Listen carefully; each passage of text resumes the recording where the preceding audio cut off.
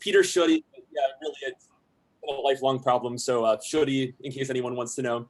And I'll be presenting on a paper that was recently published in the Journal of Neuroscience. It's my first author paper, so I'm very happy. It came out, I think, this week or something. But anyway, you've already said the title. And by way of background, so we're looking at place cells. This is a phenomenon that's been around, it's been studied since the 70s. But for those that aren't in the know, they're cells that sort of encode the spatial location of, in this case, a rodent. So as a mouse traverses an area of an enclosure, the cell will preferentially fire when it crosses that spot. And place cells are often depicted, or place cell activity is often depicted as sort of heat maps like this. You can see here that this cell prefers the left side of the enclosure, and it remains fairly stable across days. So across 3 different days, the cell fires preferentially on the left side of this enclosure. Now, place cell code can change in different ways. So global remapping is sort of the way that you would talk about spatial code when it changes in a drastic way. And this is often a result of sort of a large scale change to the rodent enclosure. So if, let's say, the shape changes from a square to a circle, the pre and post spatial coding will be fairly orthogonal. And partial remapping is sort of a lesser amount of remapping. It's often caused by changing like the color of an enclosure or the odor of an enclosure. And this will result in sort of some cells changing their firing rate, others remaining stable, others changing their place field center location. So these are sort of different degrees of remapping. And one thing that actually Tad Blair, who's at UCLA in the psychology department, this is a paper from 2004, and he showed that contextual fear conditioning can also cause partial remapping. So basically shocking a rodent and then comparing the spatial codes pre and post in a given environment. And in this study, you can see that while some place cells maintained their place fields, others gained a place field or lost a place field or shifted their place field. So it sort of, the code shifted, but partially. So in the present study, there's new technology, or fairly new, that allows us to look at cellular activity in a different way. Calcium imaging and the miniscope. The UCLA miniscope is obviously developed here at UCLA. So you can mount a camera on the head of the mouse and basically record from the activity of various brain regions during fairly naturalistic exploration. And so we implanted miniscopes above the CA1 region of the hippocampus. And one benefit of this is that you can actually co-register cells across very long periods of time. So previous work had used electrodes, and electrodes can shift over the course of time. They have really great temporal specificity, but it's hard to hold the same cell over multiple days. So with calcium imaging, we can ask different questions, such as how does the activity of the same cells change during extinction remapping over the course of a longer period of time? Is there some order to it? Does place cell activity change following fear acquisition, following the shock, in a way that reflects the distance to threat? And lastly, do hippocampal cells encode more than just space, fear conditioned behaviors like freezing? So I'll get into each of these in sequence. So our first assay was, it's called the full grid assay. Basically, the mouse is allowed to explore a rectangular area. It's fully gridded for 6 days. It's shocked on the 7th day and then extinguishes on the following 6 days. And we sort of break this into baseline and extinction 1 and 2 just for ease of comparison. And we recorded over 6,000 neurons across the 6 mice in 13 sessions.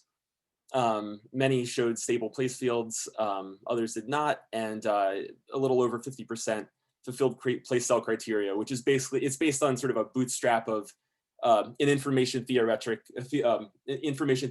measure spatial information content. And so post-shock, unsurprisingly, we saw a decrease in path length, so fear conditioning is evidenced in the behavior of the mice. But we wanted to look at how does fear conditioning affect place cell firing properties. So we found that this is an example cell. Many cells showed a decrease in event rate. This is the cell that was co-registered between pre and baseline and extinction. Other cells showed a decrease in place field size. And this is all very significant for extinction 1 and extinction 2 epochs.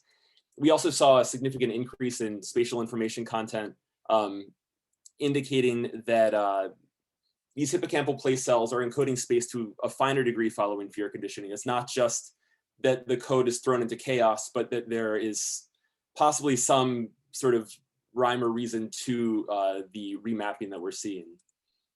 So the second question, are these remapping effects more prominent near the shock grid? To answer this question, we performed another assay called the local grid assay, where the shock grid is localized towards the right side of the enclosure. And we performed the experiment in a fairly similar way with a baseline and an additional extinction epoch. And we found that, as we had hypothesized, that these remapping effects were actually more prominent near the shock grid.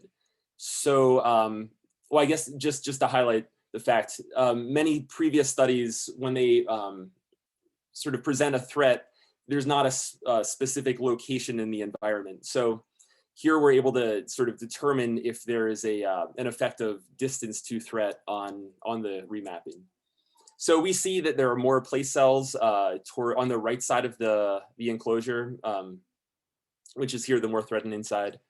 We see that there, while the place field size decreases across the entirety of the enclosure, the spatial information content actually sort of increases on the side of the shock grid.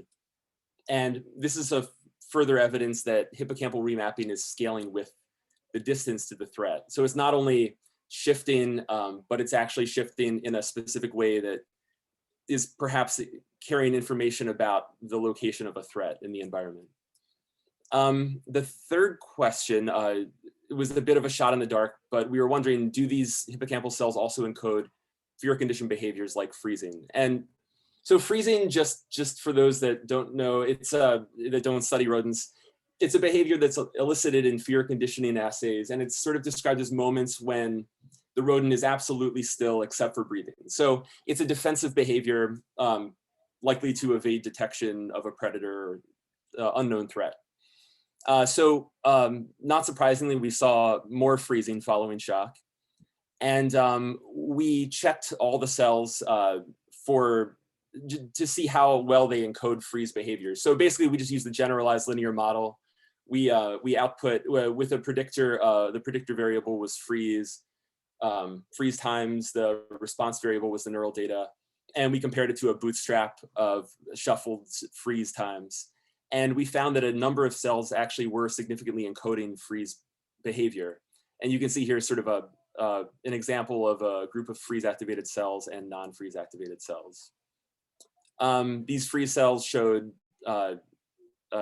significant peaks that were aligned to freeze onset, and they were activated to a greater extent during freeze behavior than other low velocity moments, stretching or walking. So these seem to be specific to freeze behavior.